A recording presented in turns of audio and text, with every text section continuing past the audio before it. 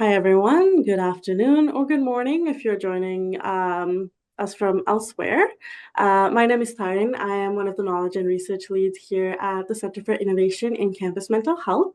I'm really excited to do this webinar on the intersection of anti-Black racism, masculinity, and mental health. Before we get started, I do want to go over a land acknowledgement. Even though we're here virtually, we are joining in from ancestral lands of many Indigenous communities. I am currently in Toronto, Treaty 13 territory, and the home of the Anishinaabe, Haudenosaunee, Wendat peoples, the Mississaugas of the Credit, the Chippewa, and people who may still be unrecorded.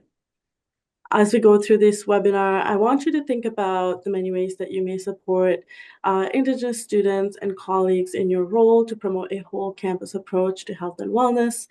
And I also want to sort of reflect on, we will be touching on topics on racism, be touching on topics of colonialism, and how that impacts many different people.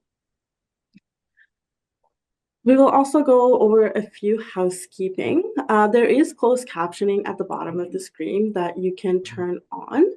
There's also translated captions if you would like to get French closed captioning.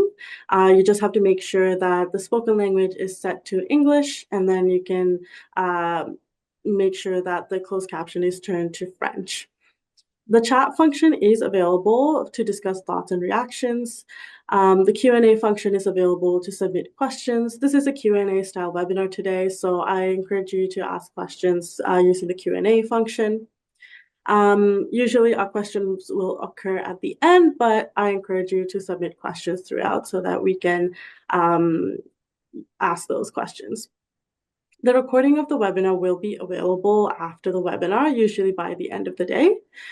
And there will be a post-webinar survey that will pop up once you leave this webinar. I will also put the link for it towards the end, so you can click that and let us know what you found, enlightening about this webinar, or if there's any certain topics that you want to see in the future.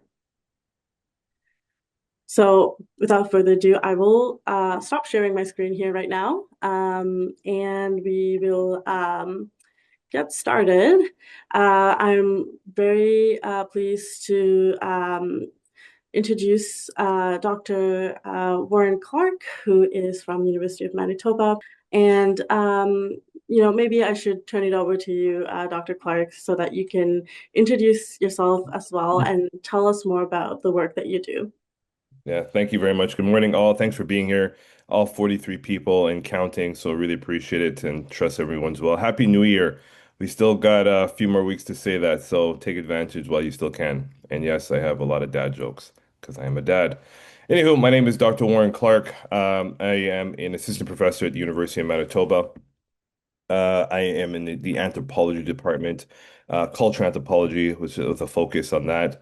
Particularly my focus of research, focus on Black Canadian studies, neoliberalism, anti-colonialism, post-colonial theory. I have a vested interest in Black masculinity studies here in Canada and just evolving the work as a lot of scholars before me has put the foundation and just want to just acknowledge that those lines of inquiry because it is important to acknowledge that Black scholars before me do exist and they've helped me push forward in the work that I'm doing. A lot of the work I do is community based, so I am very eager and also motivated to work with community and critically think with community members, particularly Black communities. If you know anything about my work, I really appreciate you paying attention to the work that we are doing.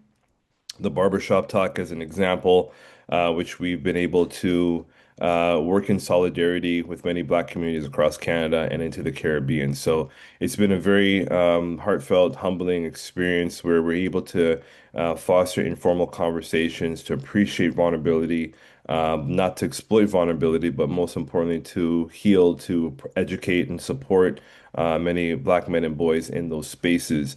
And the unique thing about that project is that it's not just for Black men and boys.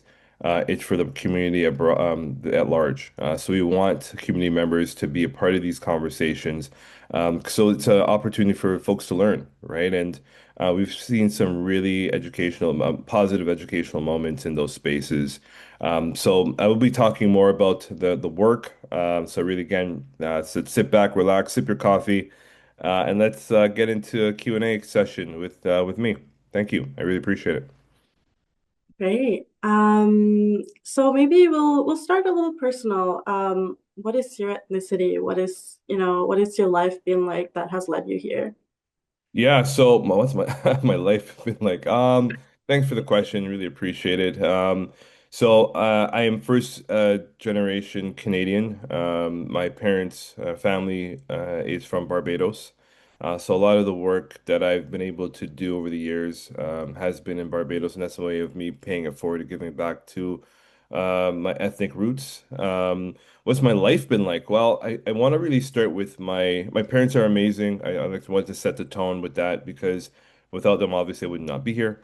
But I've had an amazing mentor in my life who passed away more than 5 years ago. Still, still hurts. But without Jim Hayhurst Sr., and I also acknowledge his son, Jim Hayhurst Jr., who are the founders of Trails Youth Initiatives. If you don't know about this organization, please know about it. They are doing amazing work in Toronto, helping marginalized young people in many marginalized communities.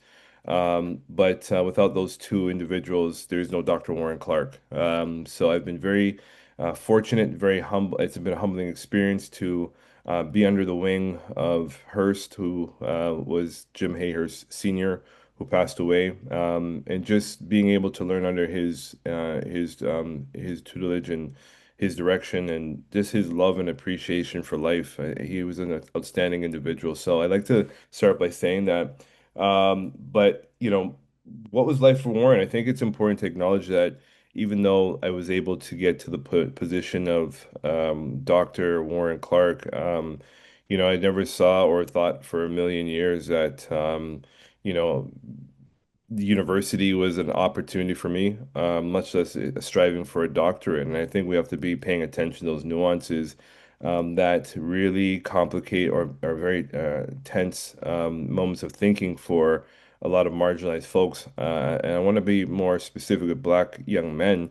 When you're raised to not think of yourself as having potential or thinking that education is an opportunity or university for that matter. It's surreal for me sometimes to even think about, that I'm actually a doctor. So, but one of the things that I'm very passionate about as well with this opportunity, folks, if you're a Spider-Man fan, Spider-Man references coming your way. I'm just prepping you. With great power comes great responsibility. Did I say that right? Yeah, there you go. I did say that right. Yeah. And the reason why I'm bringing that reference just to encourage critical thinking here. It's not because I have a doctorate that and I'm smarter than anybody.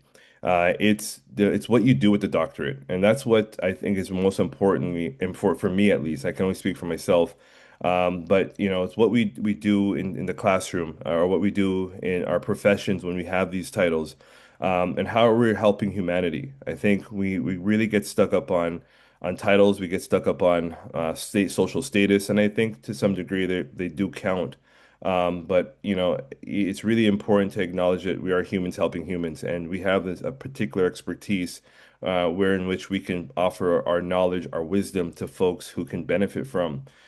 So I'm not here to stand on my soapbox to say, like, look at or listen to Dr. Warren Clarke. I'm a human being speaking to other human beings and providing knowledge and a social experience where in which you folks at home can benefit. I really appreciate line of inquiry in terms of just thinking and acknowledging and just being a human being among other human beings. For sure. I do see a quick question. If you could repeat or share afterwards the organizations you mentioned who are doing good work. Yeah, so the organization I mentioned is called Trails Youth Initiatives, and the website is trails.ca. Tell them Warren sent you. I'm joking, you don't have to do that, but if you want, that's cool. But they're doing a fantastic work with a lot of marginalized young people in Toronto. Hand up, I was one of those marginalized young people who went through their program starting at 11 years old. That's how I met Jim Hayers Sr. and Jim Hayers Jr., who forever will be my mentors. I'll always be looking up to them, even though one of them are not here anymore. But without them, there's no Dr. Warren Clarke. And that doesn't take away from my parents. My parents are awesome. Senior Clarke's birthday, so it was my dad. It's his birthday today, actually. So please just give a heart emoji or just a heart. Just thank you for putting trails.ca there. Appreciate that, Tanya. Yeah, yeah. So just acknowledge my dad today. So thank you for asking that question. That's fantastic. Happy birthday. Yeah. Um, so I guess, you talked about how you grew up. What was kind of like schooling like for you? You mentioned your research interests. What was that like? Yeah, schooling. As I mentioned briefly, thanks for the question. I never thought that, again, the university would have been an opportunity for me. I think, I don't want to get too theoretical in sounding here, but the social environment where in which I was raised, among other marginalized Black youth, there was no real push for us to go to university. It was more of a push for us to be in sports. And I'm not saying I was NBA potential here, but I think I did my stuff. I did pretty well on the court at times. But I remember, there would be times that I'd be walking in the hall and literally teachers would be pushing me into basketball. There was no push into any academic settings or, particular disciplines. Yes, the schools, and this doesn't take away from, the great work from teachers and admin that were great doing their work, but I think the social climate, and particularly with Black youth, it was particularly Black young men, it was sports, right? I'm 5'9". I don't hit 6 feet, 6 feet, and I remember a coach looking at me saying, "Warren, we need you on the team," and I was just like, and my friend was better than me at the time. I won't lie because I give credit where credit's due. And it was surprising to him. It's like, why the heck would he even ask me? He didn't even ask me, right? So I use that as an example, not to downplay my basketball skills, because I think I can still play, maybe. I don't know. It's been a while. But school was never an avenue where in which taking education or understanding or critically think about what route in education would be a good fit for Warren, or folks like, or young people like Warren at that time. Here's a quick story, really quickly. I don't mention names. We don't do that. We don't hate. We appreciate. There was one teacher, guidance counselor at a particular school I went to. Can't mention names. We don't do that. Like I said, would always, I used to sag my pants. That was the thing back in the 90s. You see Tupac, Biggie, all those, Wu-Tang, those hip hop folks. You emulate them because you recognize yourself in these folks. And I want to come back to the idea of recognition in a moment, to critically position this conversation. You recognize yourself in these people and thinking that, well, that's for me, and that's the way I want to dress, or style I want to emulate. And I remember this one particular guidance teacher who is black, always telling me, "You're not going anywhere with your attire that way. Pull up your pants." And there was really no positive reinforcement as a young person, and I don't think it's a bad thing. I think, again, it's the social discourse where in which influences us to really think about what we should be saying, how we should be behaving, and how we should be perceiving certain individuals in our social world. And again, I'm going to stick a pin on that conversation. But fast forward, I was probably in grade 8, grade 9. And fast forward years later, I'm just about to start my doctorate degree at Carleton University. And I was volunteering for this organization in Toronto just to get to understand some of the amazing work that people were doing at the time. And the director of that organization was that guidance counselor. And I remember sitting in that room and just staring at her, and she didn't click. It didn't click that it was Warren from 1995 or whatever, or whatever that year was. And I looked at her and said, "You don't remember me, do you?" And she looked at me. She was like, "No, I don't." And obviously that back then I didn't have dreads. I had dreads at the time. And I said, Warren Clarke. And she looked at me with so much shock and she with disbelief that I've made it that far. And now I sit as her colleague. So, it's I say this story not to again, not to be negative sounding about this person, but it's really important to actually recognize, how do we recognize people, right? We don't recognize ourselves because we say to ourselves, this is who we are. We recognize self because we are either told or we recognize ourselves in other people, which then reinforces the ideas of who we think we are. So it's really important to really pay attention to how Black youth are being mentored, how Black youth are being engaged in classrooms. Because if this recognition to also say to Black youth, particularly Black young men, that hey, you're only good for sports, you're not good for academia, or not reinforcing why they're good for academia, they're not going to recognize themselves in those spaces. So that's why it was very difficult for me at a very young age to recognize university as as a pathway or even achieving a doctorate. Now, here comes full circle, folks. Hold on to your seats. It was Hearst as an example, Jim Hayer Sr., as I mentioned, who recognized potential in me, wherein there I recognized my own potential.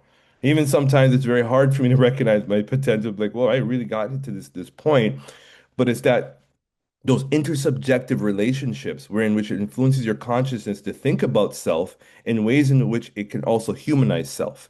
And this work is also comes from the work of Frantz Fanon. If you haven't read any of that of his work, particularly Black Skin, White Mask, and this idea, this phenomenological understanding of self and human consciousness.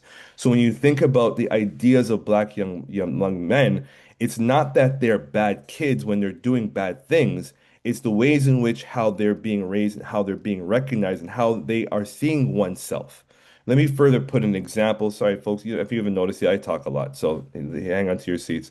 Um, when I was in Barbados recently doing a research project on Black youth and mentorship in formal and informal and formal mentorship in formal education, I remember I was interviewing one of the Black youth there, and right now, if you aren't aware, Black Barbados is experiencing one of the highest youth violence in its history, with a lot of gun violence, a lot of robbing, a lot of violence among Black youth, particularly Black young men. And I remember speaking to one youth, and I said, "Well, what does it mean to be a man?" And the youth said to me, "Well, the only way to be a man is to kill a man." And as much as, you know, unsettling, uncomfortable, where did we get these ideas? Well, it's very simple, folks. The environment where it dictates the ways of thinking about an individual.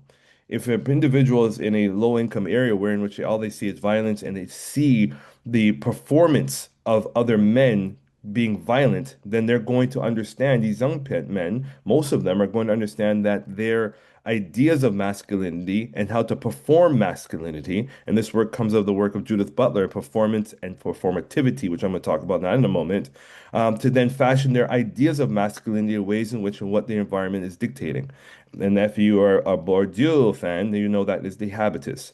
So I say this to start actually really start to galvanize the conversation to think about ourselves as actors and what influences our actions while we're acting our identity. So I'll stop there for a moment so we get to the other question, and I will come back to this idea of performance and performativity. Thank you so much. That's a very, very powerful kind of ideas to sort of keep in mind. And I'm really, really glad that you have brought those things up. Just to sort of switch gears a little bit, tell us more about the Barbershop Talk series, how it was conceived, how has it grown? Yeah, so thank you for that. Good question. I love talking about this project. I love doing this project. Working with community, doing the project. So this project, the Barbershop Talk series, it's actually Barbershop Talk Black Men and Misconceptions.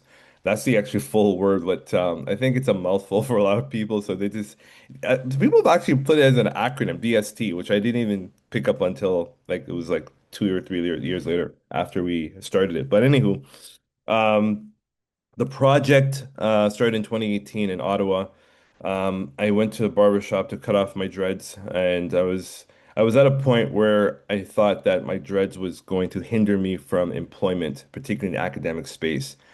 And as I sat there waiting for my turn, and in my head, I'm thinking, why am I doing this? I got into a conversation with a young black man, and we started the conversation. And for basketball fans out there, you know a conversation I'm about to talk about who's a better basketball player, Michael Jordan or LeBron James. So, if you've been paying attention, you know what route I went. I'm a Michael Jordan fan through and through.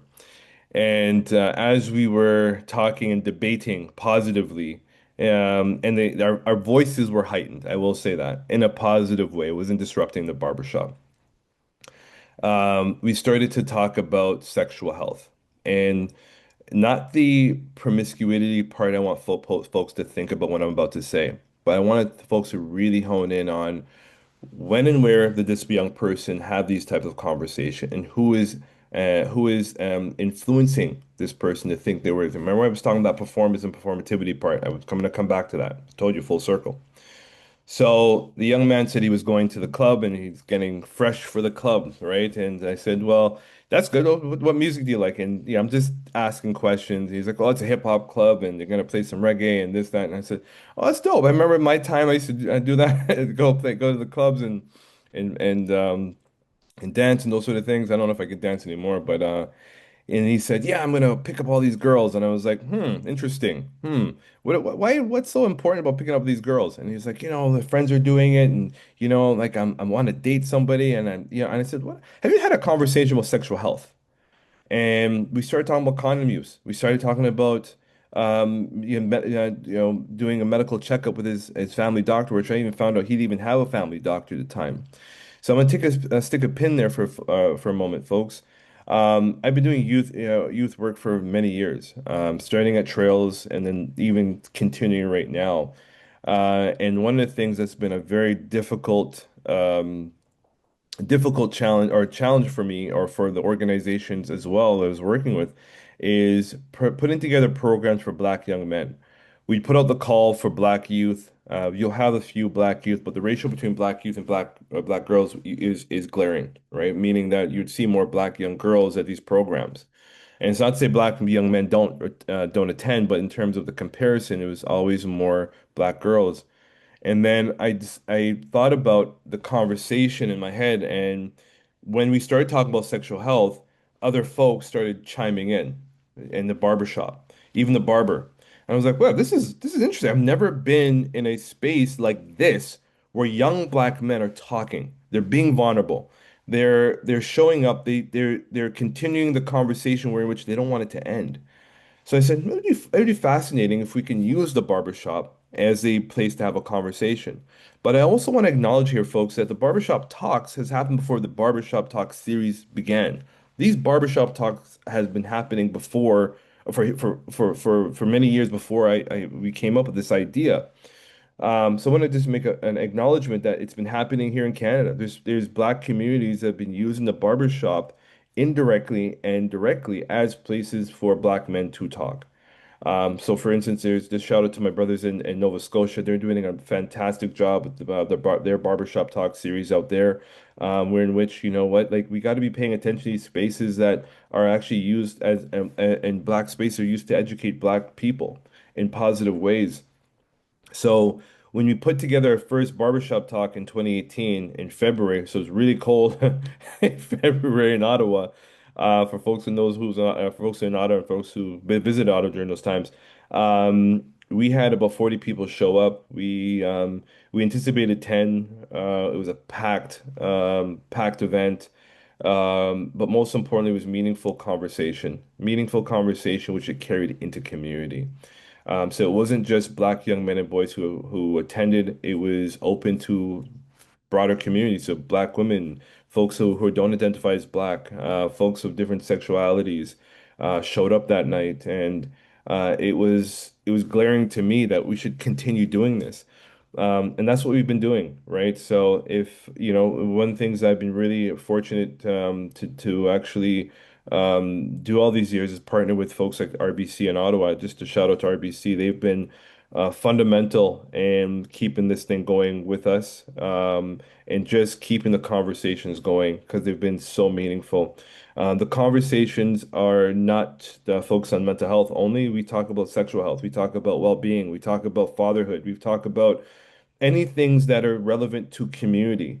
And one of the things that drives these conversations, it's community is driving it. It's not Dr. Warren Clarke saying, "Well, we should talk about this, and this is where it's important."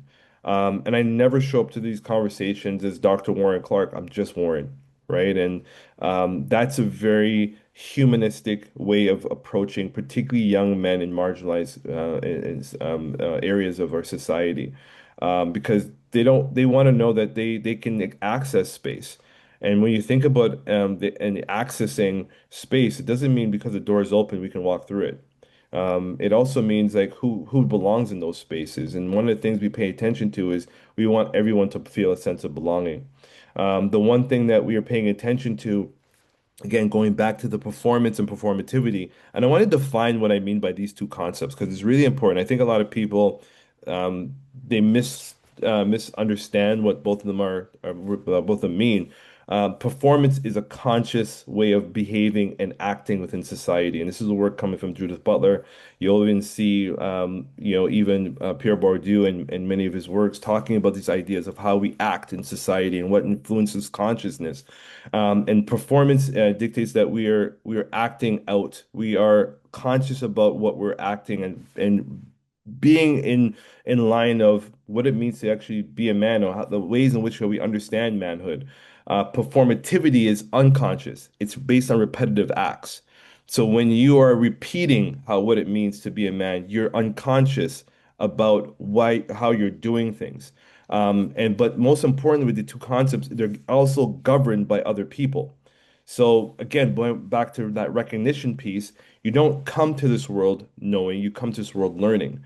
And when you learn through the conduits of society and different avenues of, socialization, you're also being recognized by others, and then you're governed on that act. So, for example, if I am in my family network, people see that my beard represents masculinity, um, and then it's acknowledged over time, and I go and cut my beard off. Then some of my family members are gonna be like, "Whoa, whoa, whoa! Why'd you do that?" Right? It's never, I actually like that. It's always why did you do something? Because people are unconsciously understand this is how you perform masculinity. And then if you outside that, you're then questioned, or people question why you're doing what you're doing, right? And sometimes it can be really harsh. That's not what it means to be a man. Be a man, right? So we have to be understand these ideas. And going back to that young man in Barbados where he said what it means to be a man is to kill a man, he's not saying that because he knows that consciously. He knows that through his environment, how he was raised and how he's performing and how he's repeating these acts to understand that's what it means to be a man, right? So we have to be very conscious about what it means to be a human being, positive human being. I know that the term toxic masculinity came up a moment ago. I don't really use those concepts in my work. I think toxicity it could be anybody, to be very honest with you. Um, but when we talk about the ideas of manhood, we also have to think about no one just is born as toxic. We learn to be toxic. These are toxic traits that are rampant in our society, where in which sometimes we're conscious and unconscious about. And we repeat these ideas of masculinity, where in which we think and consciously think this is the right thing to do. So I'll leave you with that so we can go on to the next question. I'm sure we'll come back to these ideas. For sure. Thank you so much for that answer. Can you tell us more about what you're seeing in Black men and boys' mental health based on either your professional work or lived experience? Yeah, thank you for the question. I'm going to change the narrative on this conversation on mental health. I think many of us are using that term too broad, and I think we have to be very mindful that it's not a mental health issue. There are mental health categories such as PTSD, depression, um, you know, bipolar, right? There's so many mental health entry points that we need to be paying attention to. And I think what I've noticed and the barbershop talk specifically, when we started talking about mental health, there are people that had not acknowledged and said, well, I don't know what you mean by mental health. Like, I'm dealing with this, right? This specifically, which is a mental health concern, but many people are not seeing the entry point to understand, okay, what am I dealing with specifically, and how can I address it? Because if we're talking about mental health broadly, we can be missing out on people, how they can enter the conversation, actually start to learn through what and how to address it. So we just have to be mindful in terms of when we talk about mental, what are we talking about here? I also think that specifically, we have to think about the social conditions of how we're living right now. I think a lot of things people are stressing about, which is causing mental health concerns as well.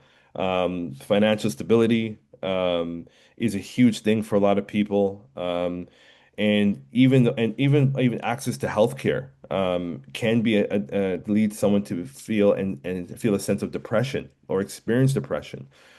So I think we have to be mindful that yes, there are some things that we can address, but there's some things that need to be addressed from a societal level so we can ease the tensions among a lot of people. I think with black young men, one of the things that and it's unfortunate, but it's a truth in our society. I think we a lot of young black men, particularly in marginalized areas, are being stripped of their opportunity to be young and be curious. There's this constant tension in terms of this is how you have to be and be this, right? And that starts at a very young age of what it means, like in terms of that performance piece how the intersubjective relatedness and the relations, I'll just call it, between these young black men and their peers, family members, encourage them to not understand that young youth is an option for them, right? And also think about ways in which how they can see their own potential. I think that's what I've picked up on not only through the barbershop talk but through the research is that the stripping of that youth identity, and also and having to be a man before you even know what it means to be a man, right? And a lot of young men struggle with those outcomes, particularly when they get older, right? It's not understanding, like I said, their potential, not understanding who they are and how to deal with certain things, how to communicate effectively on certain topics of inquiry. So I think we have to be mindful with this mental health conversation where there's historical underpinnings that were in which it shapes individual and can impact the person mentally. There's present tensions where in which the society dictates certain things, particularly from an economic perspective, where which it can create depression even health opportunity for health services. Right now, there's some young men don't even have access to family doctors, and that's not only for young black men, but a lot of Canadians right now. So I think not knowing where your health is, not knowing, understanding some of the things you're dealing with, not even understanding how to ask a question. And I want to stick a pin right there, or not stick a pin. I want to acknowledge that piece on questions. It was this week, a community member called me up and they asked me, they said, Warren, do you think it's okay for my black son to ask questions? I said, absolutely. If you're taking away the opportunity for anybody to ask questions, you're dehumanizing. You're colonizing. And a lot of Caribbean households and those from the Caribbean on this call, it's very, as a young person, do as I say, right? And I'm the mom, I'm the father, I'm the parent. You listen to me, right? And that's stripping the opportunity to be curious. Now I'm going to go back to Hearst for a moment. When I was young and 11 years old, I will always remember when Hearst invited me to different conversations of why did you think that, Warren? Or what encourages you to see from that perspective? I sat there and I was like, I don't know what to say here because I have never been invited to a conversation as a young person to actually give my opinion, right? And I think a lot of young people, not just black youth, but a lot of young people are stripped of those opportunities.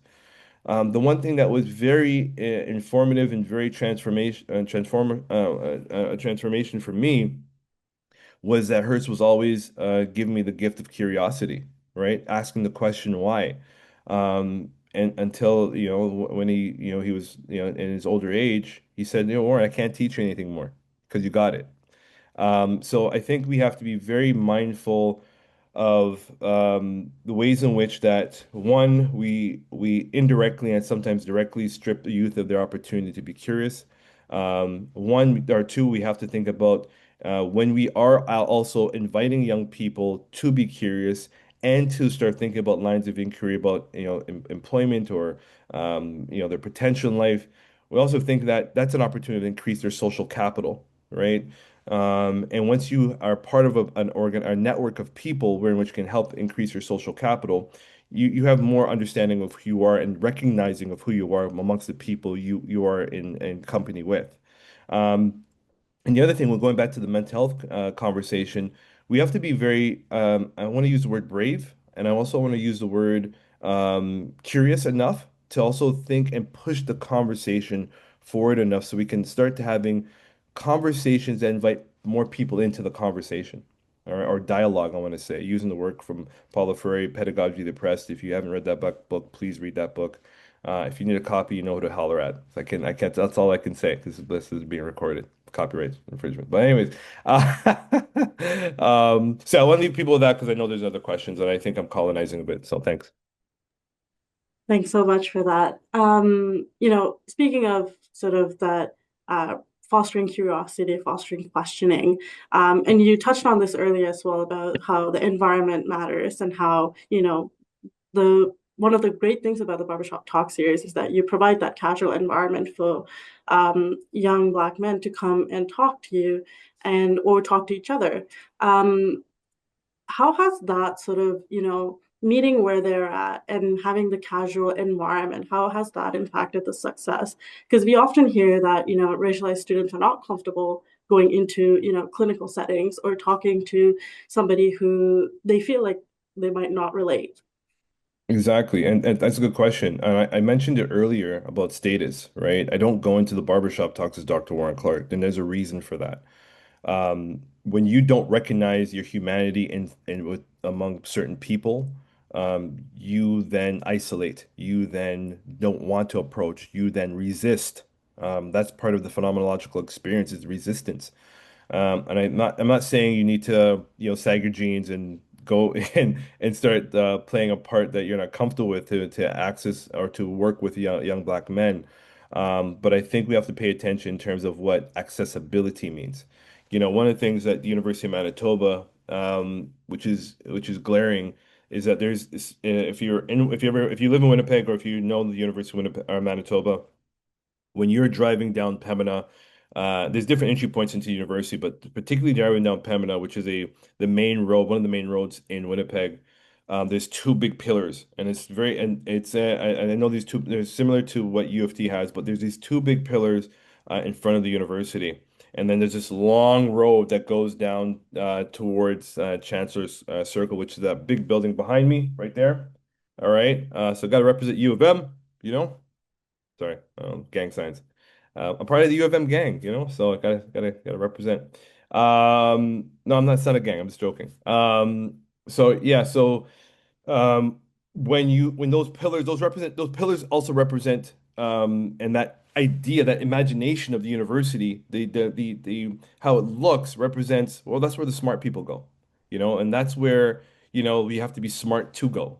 And once you recognize yourself in those relations I mentioned as being not smart or not being good enough, you also recognize yourself not being in those social settings that are where smart people go, right? Or those are settings where they're not for Black folk, they're not for Black youth. And we notice that anytime we host any events or programs that are for Black young people at university, we have a low show rate of Black youth. Once we do them outside the university, we have more Black youth attending, right? Particularly from marginalized areas. So I think we have to be paying attention to what accessibility means in the work that we do. And it's not just open the door, come in, or hey, it's a free event, it's a free webinar. We also have to reimagine, and this is part of the work that we have to do in community. And this is where a lot of funders, I'm talking to funders in a respectful way here, folks. I think they missed the boat on that. It's not just we have to put up a flyer, say it's free, come on in. There's a lot of work that activists, scholars are doing behind the scenes to actually break bread with community members, particularly in those marginalized areas. For example, we were awarded a grant from the Prime so shout out to Prime and RBC Fund for a series of barbershop talks here in Winnipeg. The part of that is the outreach part, where I'm going into communities in Winnipeg where barbershops are close to marginalized areas who I've never met before and saying, hey, my name is Warren. Yes, I work at the U of M. Okay, let's get that out of the way, but let's create something together, right? Though that relationship is also creating access to a lot of young people who can benefit from the conversation, the Barbershop Talk initiative, right? So we also have to think about you know, the whiffing part, what's in it for me, right? And the young people that we've catered to over the years, they've recognized that whiffing as not only a haircut, not only receiving a potential pair of J's for the gift that we offer at the end of these conversations, but they also recognize the dialogue, and that dialogue is an important piece.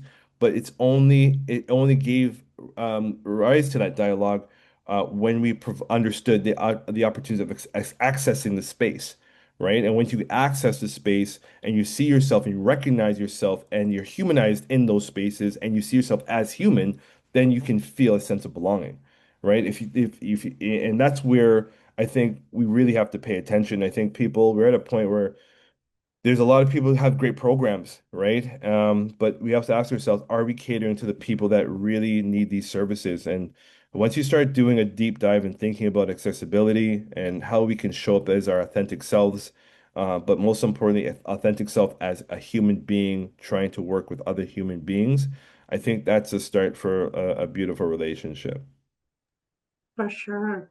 I'm gonna check in with some of our audiences because they have submitted some questions. Um, One audience member has asked, what are the challenges that are maybe specific for Black men in universities or colleges that, they face at this time in our history? Something that, might be a little bit more, that might be more specific to them. I think one thing that comes to my mind is the ability to network. I think networking is a huge piece and we're just talking about colleges and university students, mind you, okay? I think there's, a lot of Black youth or Black students who I work with, they struggle with understanding that it's important to you get to know the people in the university or get to know people in places where they want to be one day for a career. And it starts with understanding that you understanding people in those circles is really important for their career development.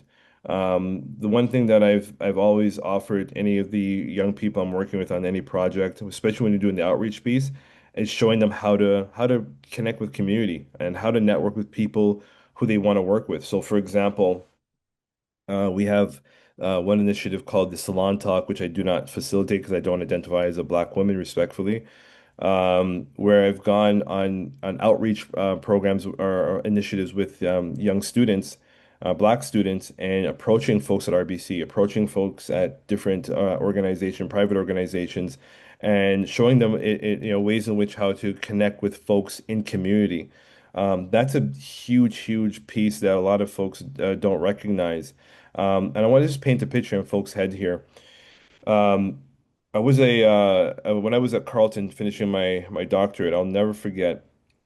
I had a student, a white student, and this I say that with utmost respect, approached me during office hours.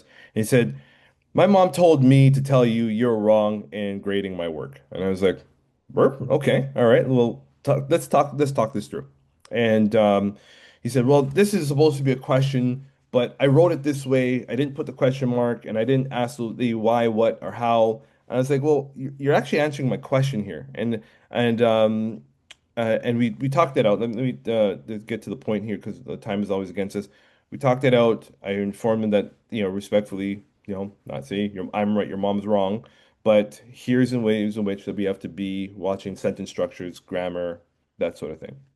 And I thought about that, and I said, you know what? I've never had a black student come to me the way in which this student came to me ever, and still to this day, not once. Okay, I'm not saying black students don't do this. But the way in which how this student approached me, it made me think about their social capital. Folks, the dinner table is a important part of family dynamics, and a lot of us are moving away from the dinner table to the couch and having these conversations, or this and eating food. Breaking bread is an important thing for a lot of families. What happens in those moments? Number one, you got that group dynamics, you're gathering. Number two, there's conversation, there's dialogue. Okay? Picture this.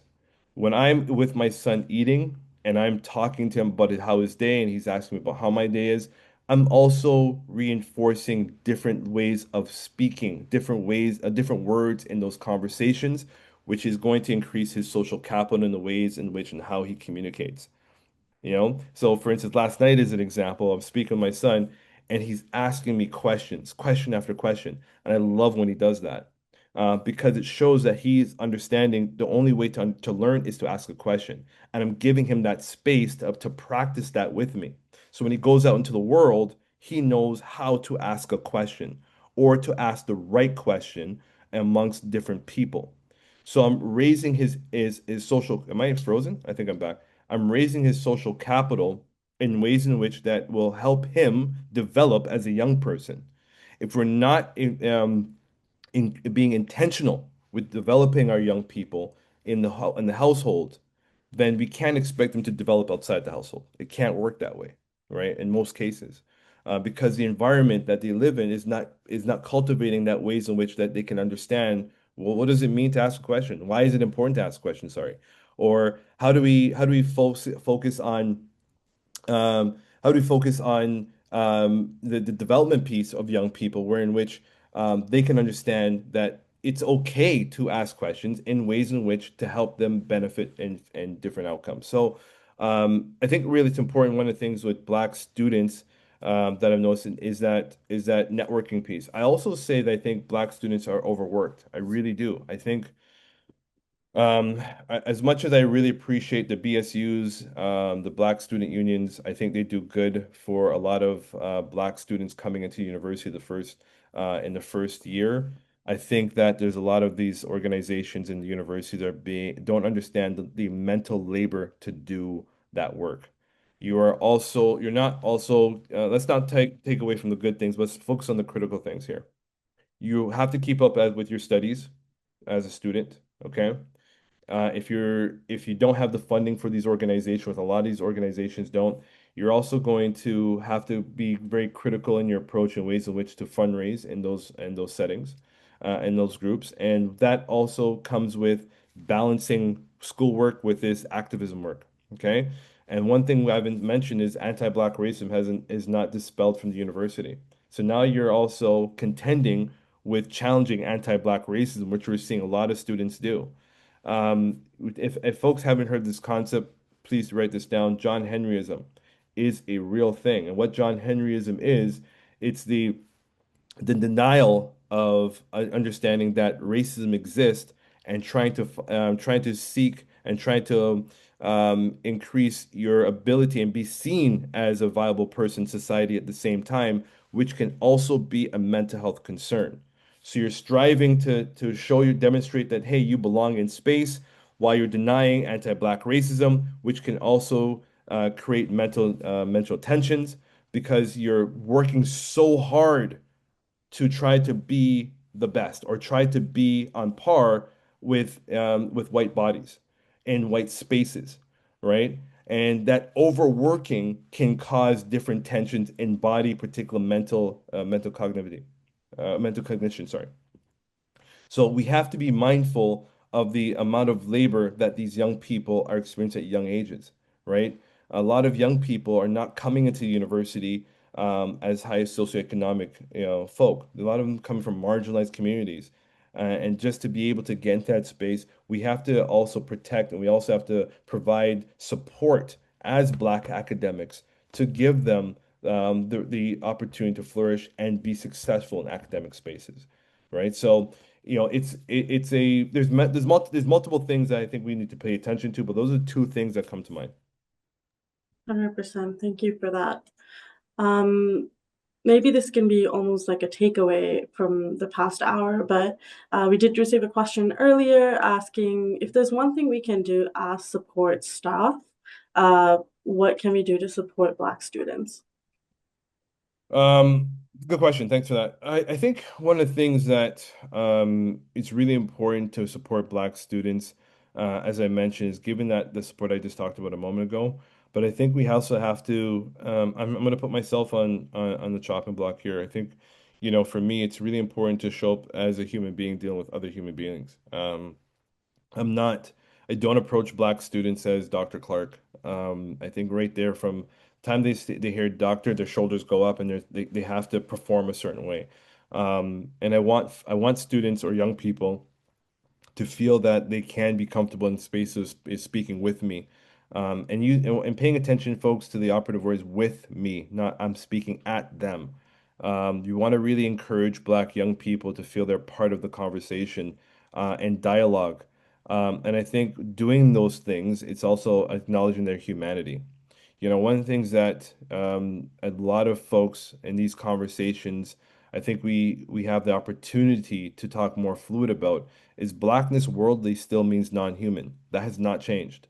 We're seeing these dehumanizing of Black bodies around the world. It's still happening, right? We may not see it every day, we may not read about it every day, but these things are reality. They're happening here in this country, and we have to be very mindful that Blackness is also a social construct. It also means that how I perform my Blackness versus how you perform your Blackness in Halifax, I see a comment in the chat, is two different realities. As a culture anthropologist, I'll say this: culture is measured on time and space, not space up there, but space, geographical space. How I learn to be Black is going to be different how I understand and perform Blackness in the Caribbean. It's two different, cultural realities. And what I mean by time, it means what it means to be Black in 1950s versus what it means to be Black in 2026 is two cultural differences as well. How we perform is different based on geographical location and the era in which we live in, right? So I think we have to pay attention to that as well. One of the questions here says, how can mental health systems better address the unique barriers men of color face when seeking therapy? Good question, whoever that is. I want to acknowledge the words that were used, men of color. I think that's we have to think about the master's tools, air quotes there, the master's tools that we're using to liberate marginalized bodies. When we're saying men of color or POCs or BIPOC, I know they're very, I guess, mainstream society terms that people use, but we are doing a disservice to folks by stripping of individuality and self-expression. BIPOC, I would ask the question usually, but since it's just you and I'll just spell this out. BIPOC, what it defines is everyone except those who are white. That's all it means, right?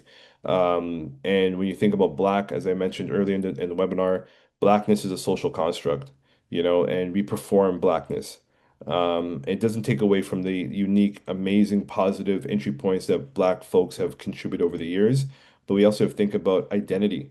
When we think about the African diaspora and how, slavery has really stripped of identity. I'm not just Canadian, I'm Barbadian or Bayesian, whichever term you want to use. But being a Bayesian also ties to different historical cultural roots, right? Like, I only found out recently that I'm actually Nigerian, right? So, and mostly pointing towards Igbo, which I'm doing more of that work to understand and reestablish who Warren is as an individual in this world. So I want to just acknowledge that men of color is a very colonial idea of defining and acknowledging bodies. And it doesn't give us an entry point to actually really think about the individual. Also, a nodding, pointing towards intersectionality, because it's a really important concept to start thinking through these ideas.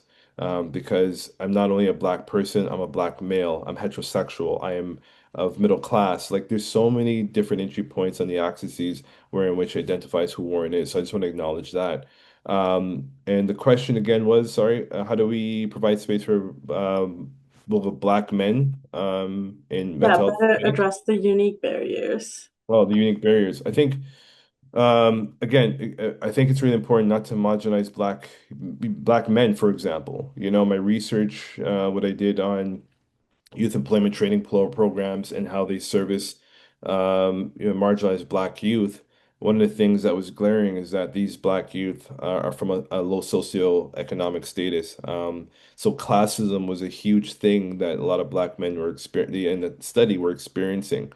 So they're experiencing not only anti-black racism, gender bias, classism, which was impeding them from getting employment, right? So I think it's really important just really to illuminate more on that intersectionality piece I mentioned, but and important of the individuality piece I mentioned, and staying away from these colonial words and statements that are defining people in their Canadian settings, right?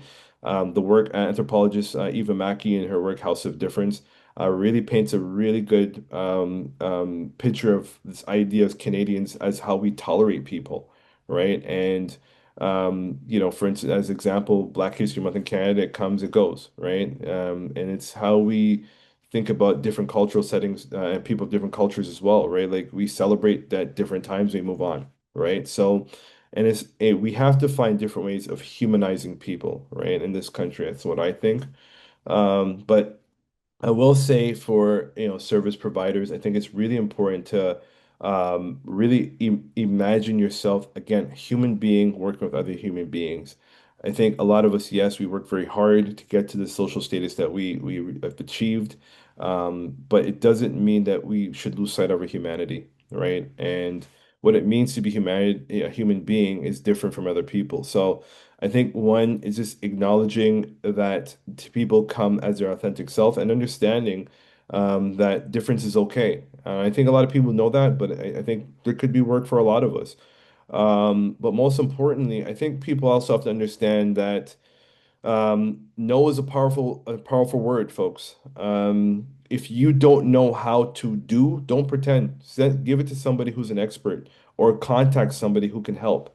I think sometimes what I've noticed and things that I've learned with a lot of young black men, particularly who have actually taken the challenge for themselves to seek help from a mental health counselor or a psychologist. And I'm not going to exploit anybody by mentioning names. I don't do those things, but I've heard so many time and time again this counselor they're not understanding and they want me to come back for another session. I feel like I'm just put in a position as this person that they're not seeing who I really am. And I know counseling can take time, but I think it's really important, especially with some. Am I frozen again? Am I back? I don't know why it's doing that. Sorry about that. I think it's really important to acknowledge that, for some counselors, and I know, and this is a reality from a political economy perspective, right? Like, you know, in order for some people to thrive and be, financially stable, sometimes it ties right to their work, right? And it's not to say that, hey, give up on the work and give it to somebody else, but I think we have to also acknowledge that some people are just not trained enough in certain areas. And it's not just, okay, I did a session and move on. I think it's really important to say, okay, listen, we have to acknowledge that our services are great maybe, but it's not fitting for certain sets of people. And I will say within Black community services too, I think we have to pay attention to those intersectional nuances, right? Like xenophobia is a real thing, right? Think about it. Xenophobia, anti-Black racism, sexism or gender bias, and classism, a lot of immigrant Black folks are experiencing. One of the things, George Safadeh has a really good piece in one of his books, and this idea of becoming Black. again, I mentioned it early in the seminar, what it means to be Black in the Caribbean and what it means to be Black in Canada, two different cultural realities. For folks coming in from developing countries into a developed country, there's different understandings to perform Blackness here, right? And we have to pay attention to those nuances when we're working with people. People are complex, and complexity is unique, and it's also beautiful at the same time. So we have to understand the beauty in humanity. Oh, absolutely. I know you mentioned, how some of it is like the identity as a social construct, and I noticed there's a question here. Um, Identity is a social construct, so with that keeping that in mind, what do you think needs to change in the grade school years to allow Black men to grow into their full potential? Grade school years. Oh, I Starts think, early.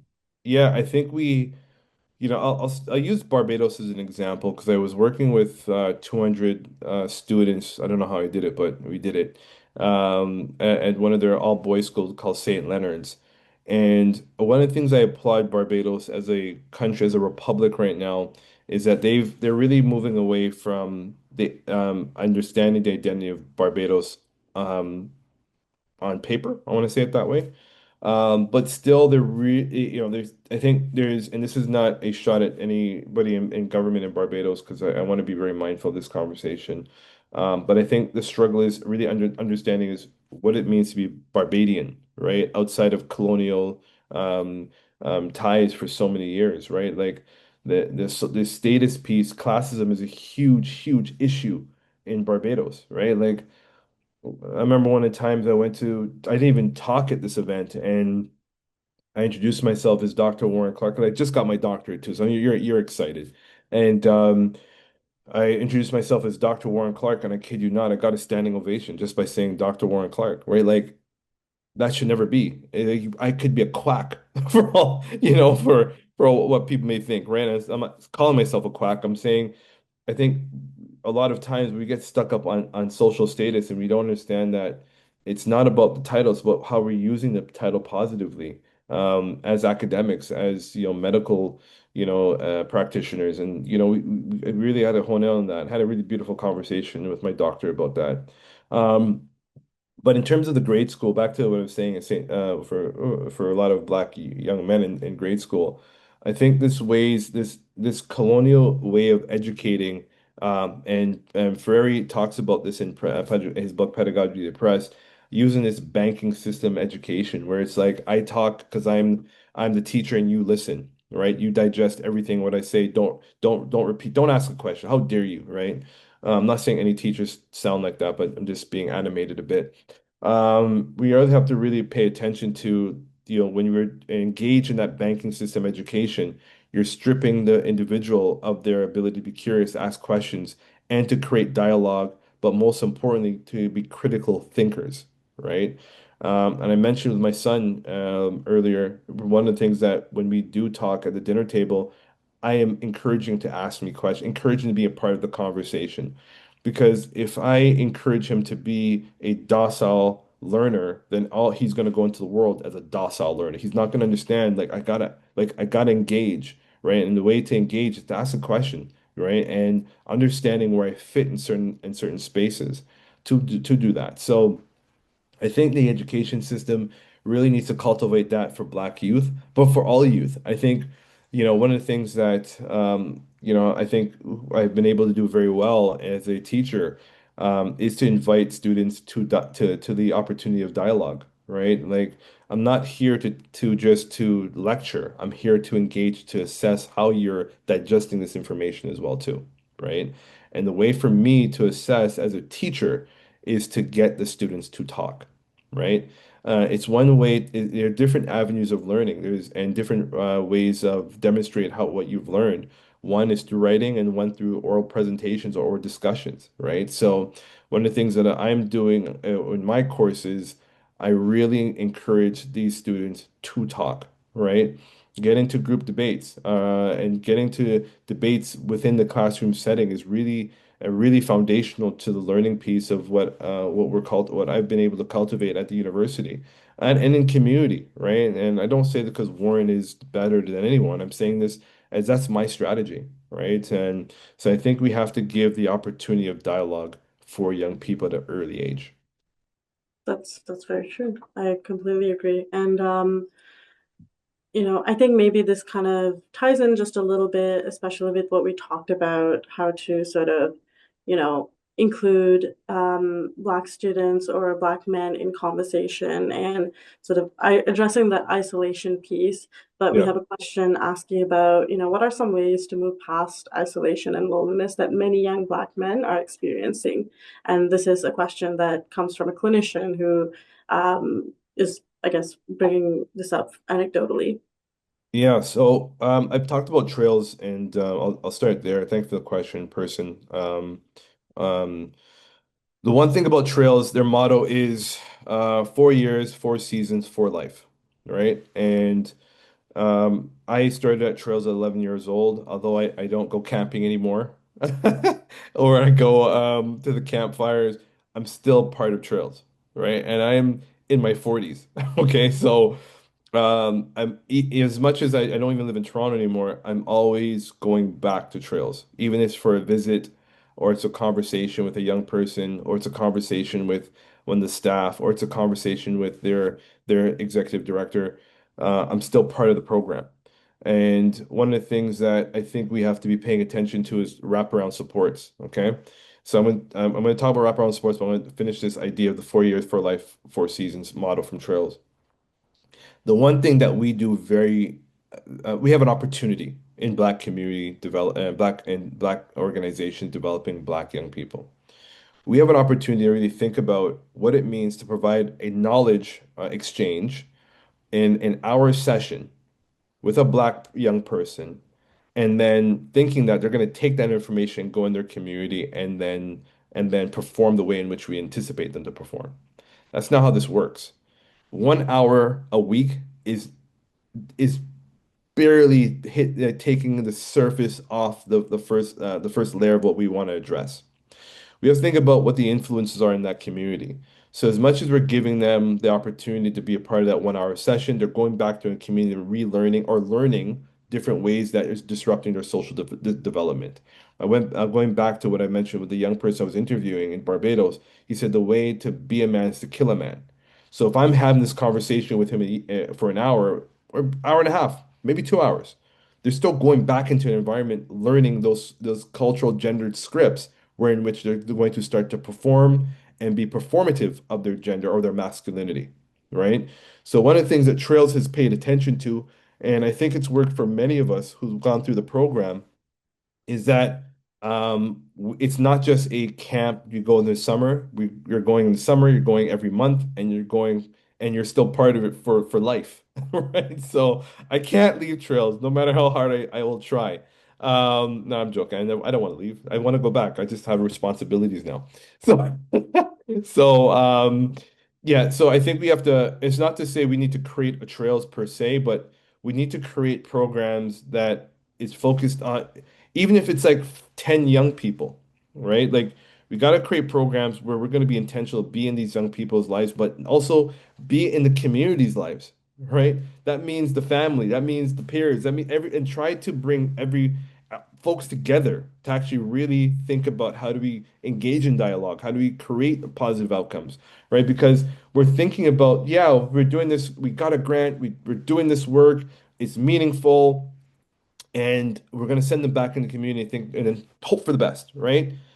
But every day when you're looking in different news outlets, we're seeing a lot of Black young people who are re-engaging in violence, re-engaging in, different ways that's disrupting their social development, right? And we have to think critically about, okay, are we doing the right things as program leaders and community activists, right? And how do we really reimagine to create better outcomes for Black youth?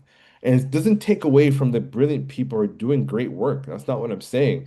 But I think if we're really strategically thinking, and I know it's going to come with money. That's how this is the reality of it and time, right? But we have to create ways that we're being intentional, staying in people's lives, right? Like, and also, I think one of the things, and I'll say this from my travels, and around across Canada, work with different organizations, we have to relinquish power as folk. We have to relinquish power as community leaders.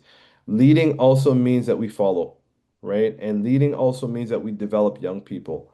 Give them opportunities to lead, right? I love these conversations. I love going on any media outlets to talk about the work, not because I want to be, oh, look at Warren on TV, but that could be life-changing for a young person at a young age, right? Like being able to say, hey, you're going to lead the show, right? That's what hers gave me, right? I remember going on CTV morning news at 13 and talking about trails. This is a young kid who's just excited about life and like, oh my God, trails is amazing, right? So, but it was eye-opening for me enough to say like, holy geez, I actually did that, right? And then I can work on those skills and being a better speaker in the future, right? So we have to give opportunity. We have to see this as not a one and done thing. We have to give opportunity for ourselves to think creatively and work in solidarity, folks. Like we don't need another new program. I'm sorry, I'm saying it. All right. We don't need another new program. What we need is to work in solidarity as community leaders and work with ideas collectively, right? If I have a program that's focusing on, mental health, and let's say you have a program that's focusing on, employment development, work together, right? Or you know what, even if we're not working together directly, say, hey, you know what?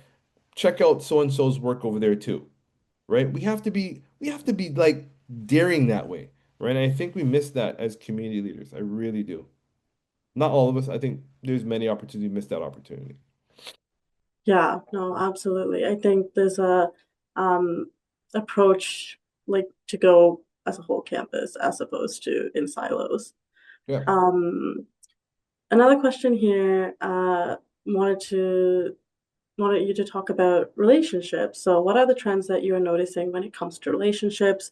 Are men thinking about partnerships? What does that look like when the stigma and media deters women from marriage? I'm sorry, what are the trends that you are noticing when it comes to relationships? Yeah. Are men thinking about partnerships? What does that look like when the stigma in media deters women from marriage? I'm gonna work that question backwards. I don't think it deters just women. I think it deters men as well. So I think it's multifaceted that way. I don't think it's just women. Um, I think the trends I'm noticing in relationships, I think that dialogue doesn't exist. I think that there's no intentional approach in many relationships to actually take time and learn the person. I think that there's many times that we dive into the physical and not the psychological. I think that also we get very performative in the relationship where it's like, okay, this is just the norms, and we don't think about and we're not truthful enough, both men and women, to then actually say, hold on one second, we've gotten too comfortable. Like, who are you? I'll say this. I think Althea has mentioned. I see your name, Althea, that's talking about this. When I was in Ottawa, I was doing a lot of counseling with with men, and it was a very uncomfortable moment, one of the most uncomfortable moments of counseling I've ever done with young black men or black men. A lot of black men in Ottawa at that time were engaged in domestic violence with their spouse or domestic abuse, sorry. Um, there was a lot of suicide happening. A lot of people don't even talk about that among black men. And one of the things, particularly when it came to relationships, they were struggling to actually coexist with that person 24 hours, 7 days a week. Now, the one thing that is true, we're all busy. Okay? That's just what it is. We there's 24 hours in a day. So let me just spell this math here for you. All right. There's 24 hours in a day. 8 hours of that you should be sleeping to get a restful sleep. Some 8 from 24 is 16, right? And then there's 8 hours on average that you're working a job. So 8 from 16 leaves 8. And then the rest of the 8 hours, usually you're trying to go to the gym or you're going to the gym, you're meal prepping or you're doing other things that can distract you from developing a relationship with an individual. And it's not the fault of the individual, it's just the ways in which that society is set up at the current moment from a political economic perspective. And then you may have weekends, but most people are just like, "Listen, I just want to just turn it off. I've been busy all week." And you get into this normacy of doing. Now, the world stopped during the pandemic, literally. It's like, well, you can't go outside. And now you're stuck with a person you haven't had any dialogue with. You haven't had any conversation with. You don't even know what their favorite color is because you may have forgotten because you've been so busy. And then you have to try to find coexistence with somebody you barely know, right? And in doing so, it created a lot of tensions in the household for a lot of relationships. So what I take from that is that, we have to, in those relationships, we have to try to find ways to be intentional with spending time with your partner, right? And it's not the easiest thing. I'll be vulnerable here and say I've struggled, right? But it's really important to take time out an hour a week at least. Play a board game, do cards. Like go to Tim Hortons or Starbucks and just have a tea or coffee and just talk, dialogue, right? Get to relearn or learn more about the person you're trying to be with. And I think it goes with dating too, right? I think we don't spend enough time in the beginning, or in the beginning we may ask questions, but I think it's the same thing, once you've decided you want to be with that person, is to continue talking, right? It's really important because you're not only going to learn the person, but you're going to learn more about yourself. And then if you understand that, the things that you value, you can also learn that the person may not be for you, right? And that's not a bad thing. That is okay, right? I think a lot of times that folks feel like, okay, well, I guess I'm a year in, I gotta stay, right? Like be be appreciative enough, like maybe this person maybe is better as a friend, or maybe they're just better as an acquaintance. And that's okay, right? Not everyone's for everyone. That's not how life works, right? So I say that with that entry point, but I think I answered the question. What does that look like when stigma and media deters women from marriage? Um, Media, oh boy. I think what we see on social media, what we see in media broadly, is scripted. I really do. Not everyone's life is like that, right? Like I think we have to know where we are at in life, in terms of, you know, do we like going out? What do we like certain? We got to know who we are. I think we try to find ourselves in people a lot, and that's okay. But we also have to take those of moments of thinking about, okay, is this who I am, right? And I think the media really enters the conversation in relationships, that also puts an expectation on people to perform a certain way. So I'm not a relationship psychologist here. I'm just giving you based on experience and things I've learned. And I think my last point of this, marriage. I think um, hmm, um, marriage is a very touchy topic for a lot of folks. I think if you're not, yeah, I'll be very vulnerable with folks. My parents were not married, right? And that's not a bad thing. It's just what it was. So I was never raised in a household where I saw two married people loving one another. I never saw that, right? So, and doesn't mean my parents are terrible people. It's just that's not what I saw. So I think it's really important to acknowledge that some people even know the foundation of marriage, but doesn't mean they can't learn. But I think it's really important that you say to yourself, like, okay, well, I don't even know what that means. And counseling's not a bad thing, or talking with somebody is not a bad thing, or to try to find out what those foundations mean. So I'll leave it there because I'm not. This was a mental health conversation, I think. So I think I tried my best to respond to that, but I'll leave it there. For sure. And, all of these that you have mentioned, they do, at the end of the day, impact somebody's mental health. And Yeah. um, I think this is also good insight for folks to have when they are talking to, different students who may have different upbringings, so different foundations. Yeah. Yeah. Um, Final question Yep. I see here. I see the barbershop discussions in Nova Scotia as targeting older youth and adult males. Are you targeting youth between the ages of 13 and 19 in Manitoba? And how does that outreach look different? Or does it look different at all? Yeah, so I just want to read the question as well. So it was who was that by? Okay, community universities. Um hmm. Can you read the question again? I just want to. For sure. Says I see the Oh, I barbershop see here. I see here. discussions. Yeah, Sorry about that. Sorry about that.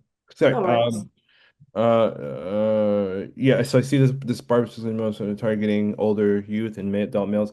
Yeah, so th this is why funding is important. So any funders that are listening to this, I need money. This is what it is. I need the money. All right. It is not to say I need the money for Warren, but I need the money for these programs. Okay. One of the things that attract a lot of young people to our programs is the gift giving. Okay. The gift giving, it comes in a haircut. Okay. So we ensure that we can afford as many haircuts that we possibly can each barbershop talk. And we give them to black young boys and men first. Okay. A lot of black men in my time of doing the barbershop talk, when they hear free haircuts, they jump in the chairs first, and I gotta drag them out and be like, yo, can you please give it to a young person first? It's been wild, but I get it. When especially when we're working with a very well-known barber. So a lot of people are attracted to those conversations. They go, "Oh, free haircut from Nature the Barber." Oh, I'm definitely there. That happens a lot in Barbados. But anyways, to say, that has attracted the haircuts has definitely attracted the young men. Okay, our slogan for the barbershop talk is "The cut is therapy." Right? We give away sweaters, branded merch of the barbershop talk attire, and they're cool sweaters, right? Like they're not just like sweaters. They're like, whoa, like these are some cool quality sweaters. And that is yes, it does cost money, but it really amplifies the work that we're doing, right? So when a young person is going into community, they're like, whoa, you got that? Where'd you get that sweater from? Oh my God, it's therapy. Well, yeah, I got it from the barbershop talk and I got a free cut. Whoa, right? That then translate the message more so in the community. The other thing is the Jays. I'll admit it. The Jays that we are able to raffle. I have now I've finally got someone at Foot Locker who's paying attention to the barbershop talk, and we're engaged in conversation about the barbershop talk. So I gotta re-engage those conversations. But no, seriously, the Jordans really help amplify young people, right? Like they come in talking. They're like, "Well, yeah, I'll answer that question." And most of the time, they're answering the question with intention to respond and engage in dialogue. Most of the time, yeah, there's one or two who are just like, "Yeah, I answered the question, give me a ticket," right? So it happens, right? But I'll say though that the exchange of gift giving is huge for us. The haircuts, the merch that we give away, which encourages dialogue, right? Like we have seen, like we've been doing the barbershop talk initiative in Driftwood in Toronto, for example. And Driftwood is one of the marginalized areas for in Toronto. A lot of black community members, a lot of gun violence. That's as much as I'll say there respectfully. And we've been able to host some barbershop talks there, and we've seen repeat young people show up. And one, it's been appreciation for the talk. Yes, the gift giving, the haircuts, the Jays, but it's all engaged. I think it goes back to what I was saying earlier, right? Like funding right now for a lot of organizations, it's hard to come by. It's the economy is changing, every funding parameters are decreasing, and so it's challenging, but it doesn't mean that we can't go out, shake a hand, and say, "Hey, listen, I got this amazing program." Talk it up with the funders or talk it up with these organizations and see what we can get. I'll say reach out to me, right? Like if it's worthwhile, then we can work together collectively and put together something. Let's do it, right? Like the folks in Nova Scotia, I know they're doing great work, and the one thing that we and it goes back to what I was saying about young people, encourage them to be in spaces to talk, right? Give young people opportunity, right? I don't enter these spaces with Warren Clarke or Dr. Warren Clarke. Sometimes my students are leading the show, and they're younger than me.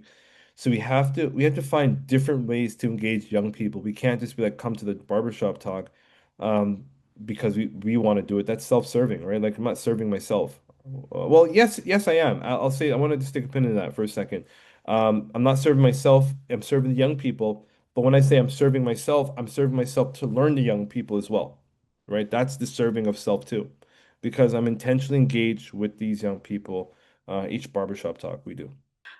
Maybe Dr. Clarke, what is the best way for people to reach you if they want to reach you and talk about some of these things, or if they're interested in sort of talking about Barbershop Talk Series? Yeah. Yeah, so for folks who want to stay connected to the work, please go to our website, weareacmp.com. Can I put that in the chat here? Yes, you can. I can also make sure to include that in the website once the recording is up. Okay, so it's in the chat. We have a series of programs and that's happening this month, going right into February. We got a couple more programs that are going on the website, which we're going to announce because we're partnering with the Nigerian Canadian Association in Montreal. We did a couple years back. We did a few programs on barbershop talks and acknowledging Black communities through food. So that's going to be coming up. So please stay tuned. But the one thing that we pay attention to is that, again, that accessibility piece. It doesn't mean that if we are not hosting a program, say in Toronto or Montreal, places we've been in Ottawa where we do host these programs, doesn't mean you have to be there. Yes, we are starting a podcast. Thank you. We are doing that. We're in the works of that too. So thanks for that. It means that you can also sit at home and watch. Okay. We really foster that type of engagement because it doesn't mean that you're going to sit home and watch, but you can also participate in the conversation. So, for example, we open up a Zoom room with every event that we do. Well, not everyone, because some of them are a film screening, which we're doing this month as well. And you can participate in the conversations through the chat, or you can verbally participate through the chat function or through the microphone function. So that's how we're paying attention to that. And if you want to reach out to me, I'm only a phone call or email, preferably email, please. A way so we can connect, and we look forward to connecting with people. So I'll drop my email here as well. Thank you so much. Thank you, everyone, for joining us today. Unfortunately, we've reached the end of the webinar. This was fantastic, Dr. Clarke. I was thoroughly enjoying it, and it was very insightful. But really appreciate the time you have spent with us here today. And I know folks here are also very much appreciative as well. And if anyone has any questions about the recording or anything like that, feel free to reach out to me. And I see, I don't think, I'm just gonna make sure that email is reaching everyone. There we go. Yeah, so thanks, folks. Our next webinar will be on supporting Indigenous students transitioning into post-secondary. So that will be occurring in February. But nice to see you all here and hope you have a nice rest of the day. Thank you very much. Appreciate it.